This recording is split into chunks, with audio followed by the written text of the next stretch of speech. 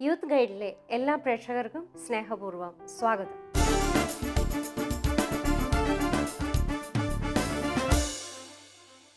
വാശിയും പിടിവാശിയുമാണ് ബന്ധങ്ങളെ വേർതിരിക്കുന്നത്. സ്നേഹത്തിൻ്റെ ഗ്രാഫ് കുറയുമ്പോഴാണ് പലപ്പോഴും നീരസങ്ങളും ഏറ്റുമുട്ടലുകളും ഉണ്ടാവുക. Adjustments in life. ഇന്നത്തെ ഈ എപ്പിസോഡിൽ നമ്മോട് കുടുംബജീവിതത്തിലെ വിട്ടുവീഴ്ച മനോഭാവത്തിൻ്റെ ആവശ്യകതയെക്കുറിച്ച് സംസാരിക്കാനായിട്ട് ശ്രീമതി ഗ്രേസ് ലാൽ എത്തിയിട്ടുണ്ട്. മാഡം, സ്വാഗതം. കുടുംബജീവിതത്തിൽ വിട്ടുവീഴ്ച മനോഭാവം, അതിൻ്റെ ആവശ്യകത അതെന്തുമാത്രമാണ്? കുടുംബജീവിതം എന്ന് പറയുന്നത് ഇന്നത്തെ കാലഘട്ടങ്ങളിൽ ഒത്തിരിയേറെ പ്രശ്നങ്ങൾ നിറഞ്ഞതാണ് എന്ന് എല്ലാവരും പറയുന്നുണ്ട്. പ്രധാനപ്പെട്ട ഒരു കാരണം തന്നെ ഇതാണ്, ആർക്കും ആരോടും അഡ്ജസ്റ്റ് ചെയ്യാൻ പറ്റുന്നില്ല. അപ്പം അതിൻ്റെ കാരണങ്ങളിലേക്ക് പോയാൽ ഓരോ പ്രായത്തിൽ ഓരോതരം അഡ്ജസ്റ്റ്മെൻറ്റാണ്. കല്യാണം കഴിച്ചു വരുമ്പോൾ ഭർത്താവിനോട്, അമ്മായിയമ്മയോട്, നാത്തൂനോട്, കുറേ കഴിയുമ്പോൾ മക്കളോട്, വാർദ്ധക്യത്തിൽ മരുമക്കളോട്, നമുക്ക് ഓരോ സമയത്ത് ഓരോ തരം അഡ്ജസ്റ്റ്മെൻറ്റ്സ് ആവശ്യമായി വരും. എന്തുകൊണ്ട് എന്ന് ചോദിച്ചാൽ ഇന്ന് കുടുംബ ബന്ധങ്ങളിൽ പഴയതരം ഒരു കൂട്ടുകുടുംബ വ്യവസ്ഥിതി അല്ലാത്തത് കൊണ്ട് കുട്ടികളെ പരിശീലിപ്പിക്കുന്നത് എപ്പോഴും സ്വന്തം കാലിൽ നിൽക്കാനും സ്വന്തം ഡിസിഷൻ എടുക്കാനും സ്വന്തം വ്യക്തിത്വം എപ്പോഴും കാത്തു സൂക്ഷിക്കാനുമാണ്. അപ്പം വേറൊരാളുമായിട്ട് അഡ്ജസ്റ്റ് ചെയ്യാൻ നമ്മൾ അത്ര പഠിപ്പിക്കുന്നില്ല. കാരണം ഇപ്പോൾ ഒരു വീട്ടിൽ എത്ര ഇല്ലെങ്കിൽ തന്നെ ഓരോരുത്തർക്കും ഓരോ മുറി, അവനവൻ്റേതായ പഠനമുറി, അവനവൻ്റെ മേശ, എല്ലാത്തിനും സ്വന്തമായ സാധനങ്ങളുണ്ട്. അപ്പോൾ ഷെയറിങ് അധികം കിട്ടാതെയാണ് വളരുന്നത്. പിന്നെ വിവാഹമെന്ന് പറയുമ്പോൾ രണ്ട് കുടുംബങ്ങളിൽ വളർന്ന രണ്ടുപേർ, രണ്ട് നാട്ടിൽ വളർന്നവർ, രണ്ട് തരത്തിലുള്ള വ്യക്തിത്വങ്ങളുടെ ഉടമകൾ, എല്ലാ തരത്തിലും വ്യത്യസ്തരായ രണ്ടുപേരാണ് ഒരുമിച്ച് ജീവിക്കാൻ വരുന്നത്. അപ്പോൾ ആ ഒരുമിച്ച് ജീവിക്കാൻ വരുമ്പോൾ നമ്മൾ വളർന്ന സാഹചര്യങ്ങൾ, നമുക്ക് തന്നിരിക്കുന്ന ചില പ്രത്യേകതകൾ നമ്മൾ വന്നു കയറുന്ന വീട്ടിലെ സാഹചര്യങ്ങളോട് ചിലപ്പോൾ നേരെ ഓപ്പോസിറ്റ് ആവും. അപ്പോൾ അഡ്ജസ്റ്റ് ചെയ്യാനായിട്ട് ബുദ്ധിമുട്ട് വരുന്നു. പിന്നെ ആർക്കും ആരെയും ഡിപ്പെൻഡ് ചെയ്യാതെ ജീവിക്കാൻ ഇന്നത്തെ ചെറിയ തലമുറയ്ക്ക് പറ്റുന്നുണ്ട്. കാരണം എനിക്ക് വരുമാനമുണ്ട്, ഞാനും അധ്വാനിക്കുന്നുണ്ട്, ഭർത്താവിൻ്റെ കീഴിൽ പോകേണ്ട കാര്യമില്ല, എന്നെ നിങ്ങൾ അത്ര പേടിപ്പിക്കൊന്നും വേണ്ട, ഇവിടെ ധാരാളം വർക്കിംഗ് വിമൻസ് ഹോസ്റ്റലിലുണ്ട്, വലിയ മൂച്ചെടുത്താൽ ഞാൻ ഹോസ്റ്റലിൽ പോയി നിൽക്കുമെന്ന് ഭർത്താവിനെ പേടിപ്പിക്കാൻ പറ്റുന്ന വരുമാനം ഭാര്യയുടെ കയ്യിലുമുണ്ട്. അപ്പോൾ അഡ്ജസ്റ്റ്മെൻറ്റ് പ്രോബ്ലംസ് വരുന്ന വഴികൾ അതൊക്കെ തന്നെയാണ്. പിന്നെ നമ്മൾ ഈ ഒന്നോ രണ്ടോ പിള്ളേരെ വളർത്തിക്കൊണ്ട് വരുമ്പോൾ നമ്മുടെ ചിന്തകളും സ്വപ്നങ്ങളും മുഴുവൻ ഈ കുട്ടികളെ ചുറ്റിപ്പറ്റിയാണ്. അവരൊരിക്കലും വേദനിക്കരുത്. അപ്പോൾ കല്യാണം കഴിച്ചു വരുമ്പോഴും അവനെ അല്ലെങ്കിൽ അവളെ വേറൊരാൾക്ക് വിട്ടുകൊടുക്കാൻ മാതാപിതാക്കൾക്ക് പറ്റത്തില്ല. അപ്പം അത് നമ്മൾ സ്വന്തം ആ ഒരു സ്വാർത്ഥതയ്ക്ക് വേണ്ടി, എൻ്റെ മകൻ, ഞാൻ പാടുപെട്ട് വളർത്തിയ എൻ്റെ മകൻ എവിടെ പോയിട്ട് വന്നാലും അമ്മയെന്ന് വിളിച്ചാൽ മുഴുവൻ വിളിക്കാത്ത എൻ്റെ മോൻ, അവൻ വേറൊരുത്തിയുടേതായി പോവുക. അപ്പോൾ അത് പലപ്പോഴും പല അമ്മമാർക്കും അഡ്ജസ്റ്റ് ചെയ്യാൻ പറ്റത്തില്ല. അപ്പോൾ ഇതിൻ്റെ മുഴുവൻ ദേഷ്യവും അരിശവും മുഴുവൻ ഈ പെണ്ണിനോടായിരിക്കും. അപ്പോൾ അവൾക്ക് ഇവരെ അഡ്ജസ്റ്റ് ചെയ്യാൻ പറ്റുന്നില്ല. ഇന്നിപ്പോൾ ഞാൻ കാണുന്നത് പലതരത്തിലുള്ള പ്രോബ്ലംസാണ്. അമ്മായിയമ്മ എന്ന് പറയുന്ന ആളെ നമ്മൾ ഈ പഴയതിനേക്കാളേറെ, പണ്ടത്തെ അമ്മായിമ്മ വലിയ പുള്ളിയായിരുന്നെങ്കിൽ ഇന്നത്തെ അമ്മായിമ്മമാർ അത്രയും അല്ല. അമ്മായിമ്മമാരാണ് ഇന്ന് അഡ്ജസ്റ്റ് ചെയ്യാൻ പാടുപെടുന്നത്, മരുമക്കളല്ല. കാരണം ഒത്തിരിയേറെ തഴയപ്പെടുന്ന മാതാപിതാക്കളെ ഞാൻ കാണുകയാണ്. കാരണം ഒറ്റപ്പെടുന്ന മാതാപിതാക്കൾ ഒറ്റയ്ക്ക് ജീവിക്കുകയാണ്. മക്കൾ രണ്ടുപേരും ഉണ്ടെങ്കിൽ അവരവരുടേതായ വീട്, അവരുടെ ഭാര്യ, മക്കൾ, അവരുടെ എഡ്യൂക്കേഷൻ, അവരുടെ ജോലി, അവരത് തേടിപ്പോവുക. ഈ അമ്മയോ അപ്പനോ ഒറ്റയ്ക്ക് ജീവിക്കുകയാണ്. അപ്പോൾ ഇവരെ അഡ്ജസ്റ്റ് ചെയ്യാൻ പറ്റുന്നില്ല. അമ്മയ്ക്കും മക്കളെയും ചിലർ മാതാപിതാക്കൾ, എനിക്ക് പല ഉദാഹരണങ്ങളുണ്ട്. കല്യാണം കഴിച്ച് മക്കൾ വരുമ്പോൾ തന്നെ വേറെ മാറ്റാനുള്ള വീട് പണിതിട്ടതിന് ശേഷം, അല്ലെ ഫ്ലാറ്റ് മേടിച്ചിട്ടതിന് ശേഷം കല്യാണം കഴിപ്പിക്കും. എന്തിനാന്ന് ചോദിച്ചാൽ ഞാനും ഭർത്താവും ഇവിടെ സുരക്ഷിതമായിട്ട് കഴിഞ്ഞോളാം, ദൈവത്തെ ഓർത്ത് ഒരു ശല്യവും ഇങ്ങോട്ട് പോരണ്ട. അത് അഡ്ജസ്റ്റ്മെൻറ്റിൻ്റെ ഒരു പ്രശ്നമാണ്. അപ്പോൾ ആ ഒരു കുടുംബ വ്യവസ്ഥിതികൾ മാറണമെന്നാണ് ഞാൻ പറയുന്നത്. നമ്മൾ കൊണ്ടും കൊടുത്തും ഷെയർ ചെയ്തൊക്കെ കഴിയുന്ന ഒരു അവസ്ഥ. ഭർത്താവിൻ്റെ അമ്മയെ സ്വന്തം അമ്മയായിട്ട് കാണാൻ, ഭർത്താവിൻ്റെ മാതാപിതാക്കളെ സ്വന്തം മാതാപിതാക്കളായിട്ട് കാണാൻ, അവിടുത്തെ ജീവിത സാഹചര്യങ്ങളോട് പൊരുത്തപ്പെടാൻ കുട്ടികളെ പരിശീലിപ്പിക്കുക. നമ്മുടെ അഡ്രസ്സ് മാറുമെന്ന് അവരോട് പറഞ്ഞു കൊടുക്കുക. നമ്മൾ വേറൊരു വീട്ടിലേതാകുകയാണ്, പെണ്ണിൻ്റെ അഡ്രസ്സ് മാറുകയാണ്. ഇപ്പോൾ പെണ്ണ് മാത്രം അഡ്ജസ്റ്റ് ചെയ്യണമെന്നല്ല അതിൻ്റെ പറഞ്ഞതിൻ്റെ അർത്ഥം. ഒരു വീടിൻ്റെ ആചാരങ്ങളോട്, അനുഷ്ഠാനങ്ങളോട്, ജീവിത രീതികളോട് പൊരുത്തപ്പെടാനായിട്ട് അവളെ പ്രാപ്തയാക്കി വിടുക. അവൾ ചെന്ന് കയറുന്ന വീട്ടിലെ മാതാപിതാക്കൾക്ക് ഒരു കടമയുണ്ട്. ഇവള് ശീലിച്ച ശീലങ്ങളല്ല. അപ്പോൾ ഇവളെ കുറേ നാൾ കൊണ്ട് ഇത് പഠിപ്പിച്ചെടുക്കണം. ഇങ്ങോട്ട് വന്നാലുടനെ ഇവള് പുതിയ ആകാശം, പുതിയ ഭൂമിയൊന്നും ഉണ്ടാക്കത്തില്ല. അങ്ങനെ ഉണ്ടാക്കാൻ ആർക്കും സാധിക്കത്തില്ല. അപ്പം അവളെ ഒന്ന് ഉൾക്കൊള്ളാൻ നമ്മുടെ സ്വന്തം മകളായിട്ട്, അവൾക്ക് ആ സ്വാതന്ത്ര്യം എന്ന് പറഞ്ഞാൽ ഭക്ഷണം കഴിക്കാനുള്ള സ്വാതന്ത്ര്യം, മകൻ്റെ കൂടെ ഉറങ്ങാനുള്ള സ്വാതന്ത്ര്യം, അവൻ്റെ കൂടെ യാത്ര ചെയ്യാനുള്ള സ്വാതന്ത്ര്യം, ഇതെല്ലാം കൊടുക്കണം. ഇതില്ല. അത് കൊടുക്കാതെ വരുമ്പോഴാണ് പ്രശ്നങ്ങൾ ഉണ്ടാകുന്നത്. ഭാര്യ മാത്രമല്ലല്ലോ, ഭർത്താവിനും ഭാര്യയുടെ വീട്ടുകാരുമായിട്ട് അഡ്ജസ്റ്റ് ചെയ്യാനുള്ള ഒരു കടമയുണ്ട്. തീർച്ചയായിട്ടും. രണ്ട് കുടുംബങ്ങൾ തമ്മിലുള്ള ബന്ധമാണ് വിവാഹം. അപ്പോൾ രണ്ട് പെൺകുട്ടികളുള്ള വീട്ടിൽ അവിടെ ഒരു ആൺകുട്ടി കല്യാണം കഴിച്ചു വന്നാൽ അവരുടെ മകന്റെ സ്ഥാനത്ത് നിൽക്കേണ്ടവനാ. അപ്പോൾ ആ മാതാപിതാക്കളെ സ്നേഹിക്കാനും അവിടുത്തെ കാര്യങ്ങൾ നോക്കാനും ഇവനും ഒരു പരിശീലനം ആവശ്യമായി വരുന്നുണ്ട്. പക്ഷെ ഈ വിട്ടുകൊടുക്കലിന് മാതാപിതാക്കൾ തയ്യാറാകണം. ചില അമ്മമാർ പറയുന്ന അവരുടെ മകനെ അവർ പിടിച്ചു വെച്ചിരിക്കുന്നു, അവരെടുക്കുന്നു, അവരുടെ ഉദ്ദേശം അങ്ങനെയൊന്നുമില്ല. സ്നേഹിക്കാനായിട്ട് പഠിപ്പിച്ചു കഴിഞ്ഞാൽ എനിക്ക് തോന്നുന്നു കുട്ടികൾ അഡ്ജസ്റ്റ് ചെയ്യാനായിട്ട് പരിശീലനം കിട്ടിക്കഴിഞ്ഞാൽ അവർക്ക് അതൊരു ബുദ്ധിമുട്ടുണ്ടാവും തോന്നുന്നില്ല. പിന്നെ ഭാര്യ ഭർത്തൃ ബന്ധത്തിലുള്ള അഡ്ജസ്റ്റ്മെൻ്റ് എന്ന് പറയുന്ന വേറെ ഒത്തിരി കാര്യങ്ങളിലുണ്ട്. ഈഗോ ക്ലാഷ്, അതാണ് ഇന്നത്തെ ഏറ്റവും വലിയ പ്രശ്നം. ആർക്കും ഇവിടെ താഴ്ന്നു കൊടുക്കാൻ മനസ്സില്ല. ഞാനാണോ വലുത്, നീയാണോ വലുത്, ആർക്കും തോക്കാൻ മനസ്സില്ല അവിടെ. പക്ഷെ നമ്മുടെ ഒരു മലയാളത്തിൻ്റെ കൾച്ചർ അല്ലെങ്കിൽ ഒരു ഇന്ത്യൻ കൾച്ചർ എന്ന് പറയുന്നത് ഒരു മെയിൽ ഡോമിനേഷൻ കൂടുതലുള്ള ഒരു സൊസൈറ്റിയാണ്. നമ്മൾ ചെറുപ്പം മുതൽ നമ്മൾ ആൺകുട്ടികളെ വളർത്തിക്കൊണ്ട് വരുന്നതും പെൺകുട്ടികളെ വളർത്തിക്കൊണ്ട് വരുന്നതും രണ്ട് രീതിയിലാണ്. പെൺകുട്ടികൾ എന്ന് പറഞ്ഞാൽ വേറൊരു കുടുംബത്തിന് വേണ്ടിയുള്ളതാണ്. അപ്പോൾ അവൾ ഇതൊക്കെ ചെയ്യണം, അവൾ വേറൊരു വീട്ടിൽ ചെന്ന് കയറേണ്ടതാണ്, അവൾ അങ്ങനെ ചെയ്യണം ഇങ്ങനെ ചെയ്യണമെന്ന് നമ്മൾ പഠിപ്പിക്കുന്നുണ്ട്. പക്ഷെ ആൺകുട്ടികളെ നമ്മൾ അങ്ങനെ പഠിപ്പിക്കുന്നില്ല. ആൺകുട്ടികളെ ആ ഒരു ബ്രെഡ് വിന്നർ, അവനാണ് വീടിൻ്റെ എല്ലാം. അപ്പോൾ ഉള്ളൊരു കുഴപ്പം എന്നാണെന്നറിയാം. ഇപ്പോൾ പ്രീ മാരേജ് കോഴ്സിനൊക്കെ ക്ലാസ് എടുക്കുമ്പോൾ ഞാൻ പലപ്പോഴും മനസ്സിലാക്കിയിരിക്കുന്ന ഒരു കാര്യമാണ്, എല്ലാ ആൺകുട്ടികളും ആഗ്രഹിക്കുന്നത് എന്നേക്കാൾ താന്നിരിക്കണം എന്നേക്കാൾ താന്നിരിക്കുന്ന ഒരുത്തിയെ മതി എനിക്ക് ഭാര്യയായിട്ട്. അപ്പോൾ എന്നേക്കാൾ താന്നിരിക്കുക എന്ന് പറയുമ്പോൾ എല്ലാ കാര്യത്തിലും ഞാൻ എന്നെ അനുസരിക്കുക, എനിക്ക് വിധേയപ്പെട്ടു പോവുക. എനിക്ക് ഈ അടുത്ത നാളിൽ 2 BDS പിള്ളേർ, രണ്ടുപേരും BDS ആണ്. ഭയങ്കര വഴക്ക, രണ്ടും കൂടെ പ്രേമിച്ച് കല്യാണം കഴിച്ചാൽ. അവൾ എന്നോടൊരു ചോദ്യം ചോദിച്ചു, ഞാനും BDS അവനും BDS, ഞാനും പല്ല് പറിക്കുന്നു അവനും പല്ല് പറിക്കുന്നു, ഞാനും മംഗലാപുരത്ത് പഠിച്ചു അവനും മംഗലാപുരത്ത് പഠിച്ചു, ഞാനും അവനും ഒരേ ക്ലിനിക്ക് ഇട്ടിരിക്കുക, ഒരേ ഉപകരണങ്ങൾ കൊണ്ട് പല്ല് പറിക്കുകയും ഒരേ ഫീസ് ഈടാക്കുകയും ചെയ്യുന്നു, ഞാനും അവനും തമ്മിൽ എന്താ വ്യത്യാസം? അപ്പോൾ അവൾ പറയുന്നത് രണ്ടുപേർക്കും വ്യത്യാസമൊന്നുമില്ല. അപ്പം ഞാൻ പറഞ്ഞല്ല, ആണും പെണ്ണും തമ്മിൽ വ്യത്യാസമുണ്ട്. ആണ് കൊടുക്കുന്ന സ്നേഹം, ആണ് കൊടുക്കുന്ന കരുതൽ, കാരണം നമ്മളെപ്പോഴും ആ കൈകളിൽ സുരക്ഷിതരാവാൻ വേണ്ടിയല്ലേ കല്യാണം കഴിക്കുന്നത്. അപ്പോൾ പുരുഷൻ്റെ ആ ഒരു ഈഗോയും സ്ത്രീയുടെ ഈഗോയും തമ്മിൽ വ്യത്യാസമുണ്ട്. ആ സ്ത്രീത്വത്തിൻ്റെ ഒരു വിധേയത്വ ഭാവം നമ്മുടെ പെൺകുട്ടികൾക്ക് നഷ്ടമാകുന്നുണ്ട്. മാഡം ഇത് പറഞ്ഞപ്പോഴാണ് നമുക്ക് ഒരു കത്ത് വന്നിട്ടുണ്ട്. എൻ്റെ പേര് അഞ്ജു, ഞാനും ഭർത്താവും IT പ്രൊഫഷണൽസാണ്. വിവാഹം കഴിഞ്ഞിട്ട് 3 വർഷമായി. ഞങ്ങളുടേത് അറേഞ്ച്ഡ് മാരേജ് ആയിരുന്നു. ഭർത്താവ് ഇപ്പോൾ എനിക്ക് പഴയ പരിഗണന തരുന്നില്ല. മുമ്പൊക്കെ എന്നോട് എല്ലാ കാര്യവും ആലോചിച്ച് ചെയ്യുമായിരുന്നുള്ളൂ, ഇപ്പോൾ അങ്ങനെയല്ല. എന്താണ് എൻ്റെ പ്രശ്നത്തിനൊരു പരിഹാരം? ഇത് കല്യാണം കഴിഞ്ഞ ആദ്യ നാളുകളിൽ ഉണ്ടാകുന്ന സ്നേഹം കുറഞ്ഞു പോയപ്പോഴുള്ള ഒരു ഭാര്യയുടെ പരാതിയായിട്ടാണ് ഞാൻ അതിനെ കാണുന്നത്. കാരണം കല്യാണം കഴിയുന്ന ആദ്യ നാളുകളെന്ന് പറയുന്നത് ഫസ്റ്റ് 3 ഇയേഴ്സ്. ആ 3 ഇയേഴ്സിനുള്ളിൽ നമുക്കറിയില്ല, കണ്ടാലും മതിയാവില്ല, പറഞ്ഞാലും തീരില്ല, എവിടെ പോയാലും മുട്ടി ഉരുമി ചക്കരയും തേങ്ങായും വെച്ച് അടകാച്ച് പോലെ നടക്കുന്ന ഒരു പ്രായം.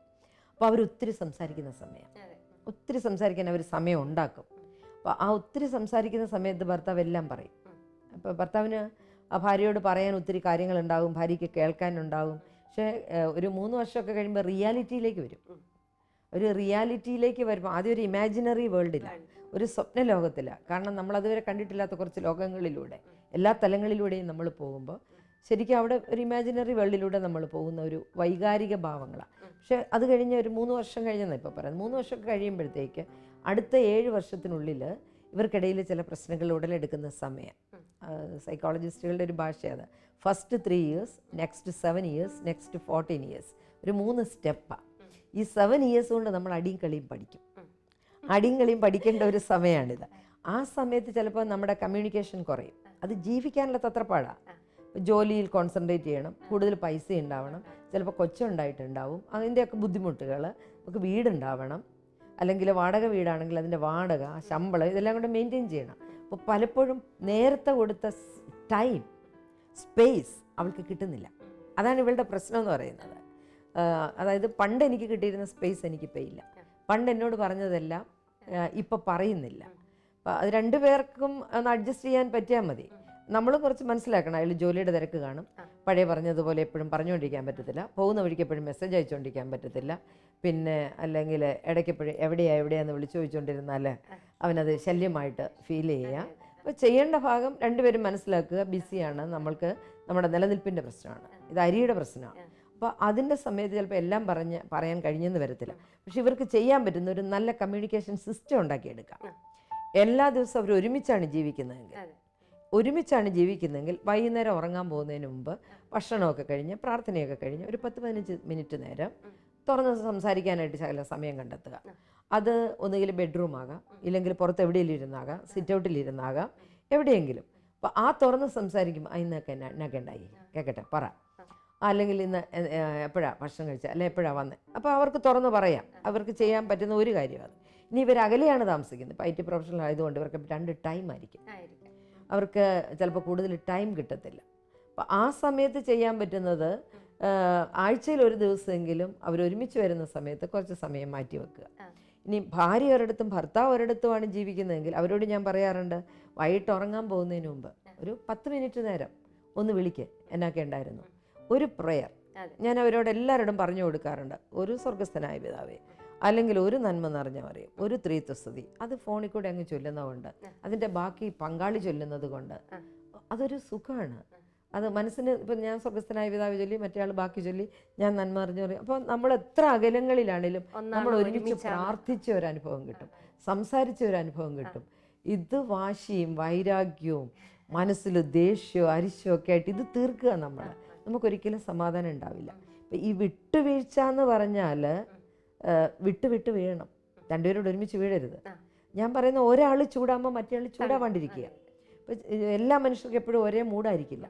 പ്രത്യേകിച്ച് ആണിനും പെണ്ണിനും തമ്മിലുള്ള ഹോർമോണിൻ്റെ ഒക്കെ വ്യത്യാസം കൊണ്ട് സ്ത്രീകൾക്ക് ചില ദിവസങ്ങളിൽ മൂഡ് ചേഞ്ചസ് വരും. പെട്ടെന്ന് പൊട്ടിത്തെറിക്കും, പെട്ടെന്ന് ദേഷ്യം വരും, സൂയിസൈഡ് മെൻറ്റാലിറ്റി വരെ അവൾ കാണിച്ചെന്ന് വരെ. അറൗണ്ട് മെൻസസ് പീരീഡ്, അല്ലെങ്കിൽ ovulation time, pregnancy period, breast feed period, menopause time. സ്ത്രീയുടെ ജീവിതത്തെ എടുത്താൽ അവർക്ക് ഇടയ്ക്കിടയ്ക്ക് ഇങ്ങനെ ഉണ്ടായിക്കൊണ്ടിരിക്കും. അപ്പോൾ അത് മനസ്സിലാക്കാൻ ഒരു ഭർത്താവിന് പറ്റുന്നില്ലെങ്കിൽ അഡ്ജസ്റ്റ്മെൻറ്റ് പ്രോബ്ലംസ് ഉണ്ടാകാം. അല്ലെങ്കിൽ എൻ്റെ ഭാര്യ ഇന്ന് ചൂടാവുന്നതിന് കാരണമുണ്ട്, സാരമില്ല പോട്ടെ, വിട്ട് കളഞ്ഞേക്കാം. അങ്ങനെ ഞാനെപ്പോഴും പറയുന്നത് ഒരാൾ ചൂടാകുമ്പോൾ മറ്റേ ആൾ ചൂടാവാണ്ടിരിക്കും. ഇപ്പം നമ്മൾ സംസാരിച്ചുകൊണ്ടിരുന്നത് ഭാര്യ ഭർത്താക്കന്മാർ തമ്മിലുള്ള അഡ്ജസ്റ്റ്മെൻ്റ് ആണ്. ഒരു കത്തുകൂടിയുണ്ട് അതുമായിട്ട് ബന്ധപ്പെട്ട്. ഞാനൊരു +2 ടീച്ചറാണ്. ഭർത്താവിന് ബിസിനസ്സാണ്, ഒരു കുട്ടിയുണ്ട്. ഭർത്താവിൻ്റെ കുടുംബവുമായി അഡ്ജസ്റ്റ് ചെയ്യാനുള്ള ബുദ്ധിമുട്ടാണ് എൻ്റെ പ്രശ്നം.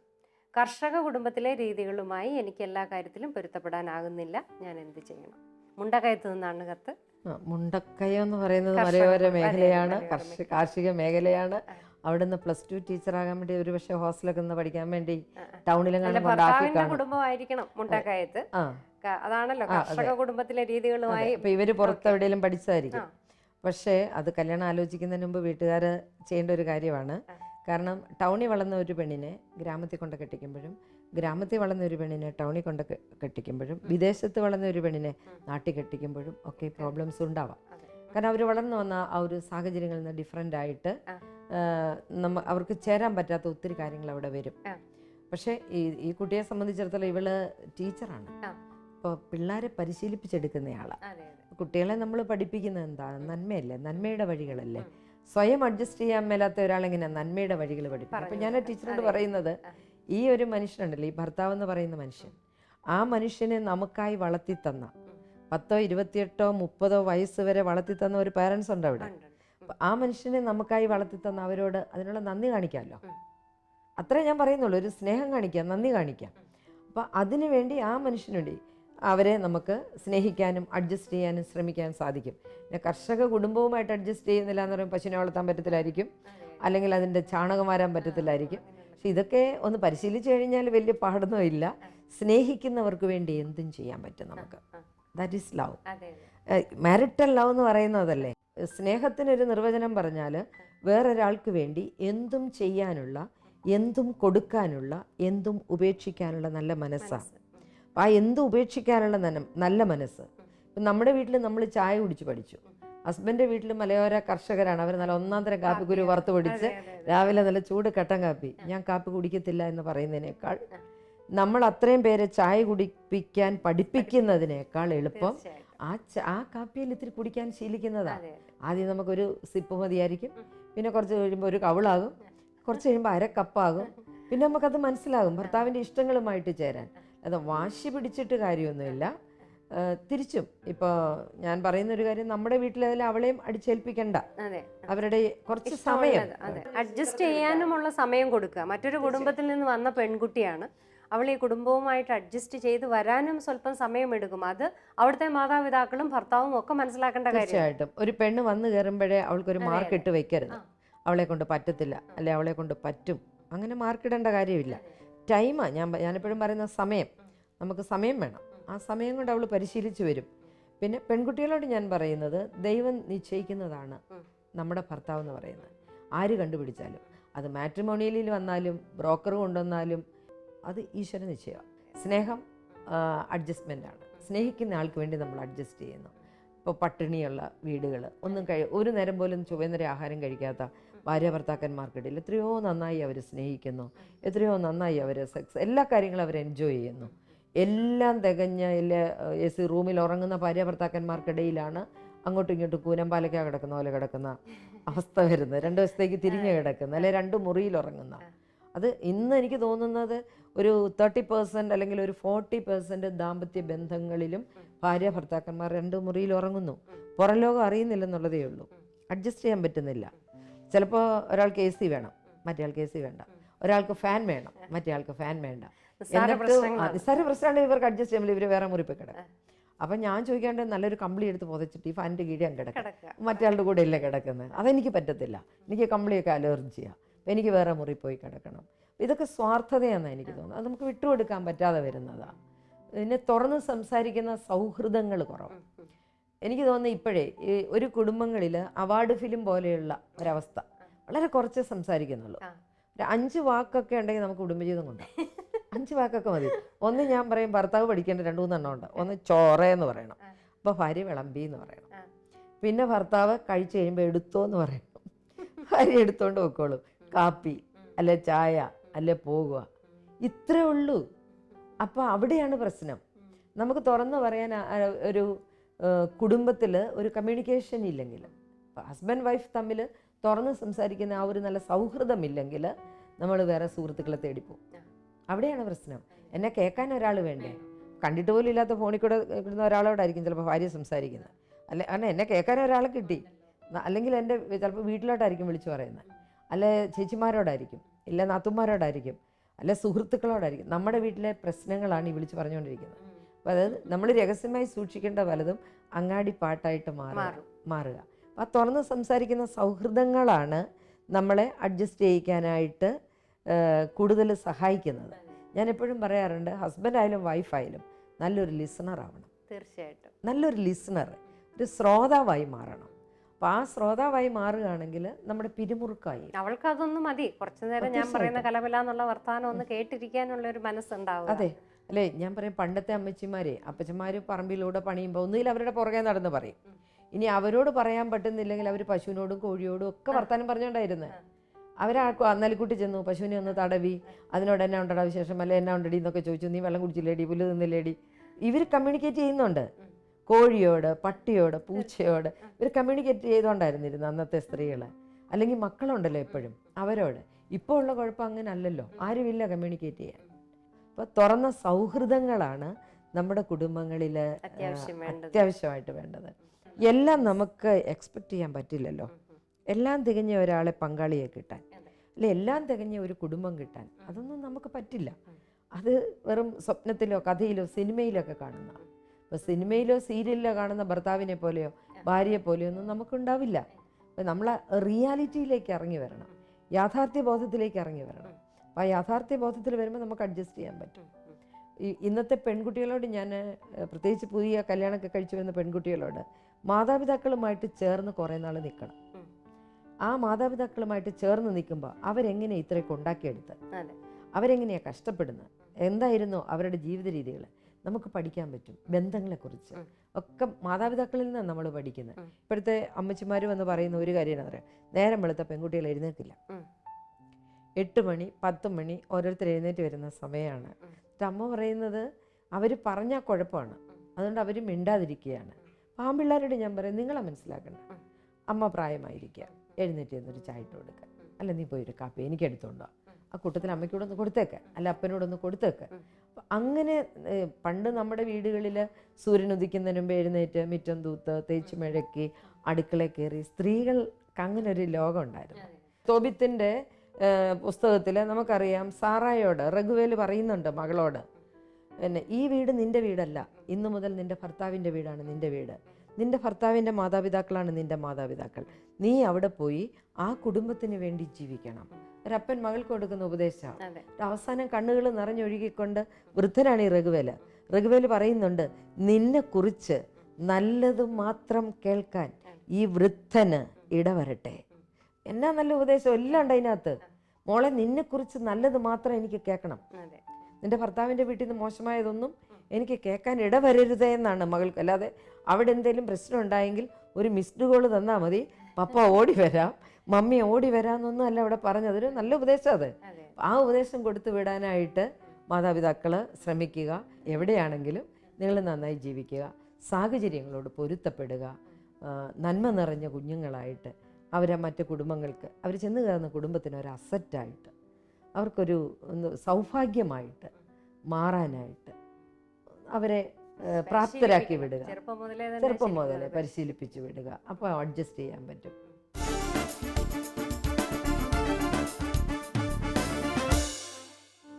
സഹിച്ചും ക്ഷമിച്ചും മറന്നും ജീവിക്കുക എന്നത് ആത്മീയതയുടെ സമ്പന്നതയാണ്.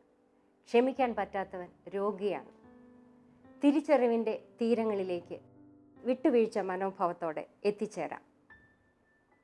നിങ്ങളുടെ വിലയേറിയ നിർദ്ദേശങ്ങളും അഭിപ്രായങ്ങളും ഞങ്ങളെ എഴുതി അറിയിക്കുക. അറിയിക്കേണ്ട വിലാസം: the producer, youth guide, Shalom TV, Peruvannamuzhi PO, Kozhikode. പുതിയൊരു വിഷയവുമായി വീണ്ടും കാണും വരെ നന്ദി.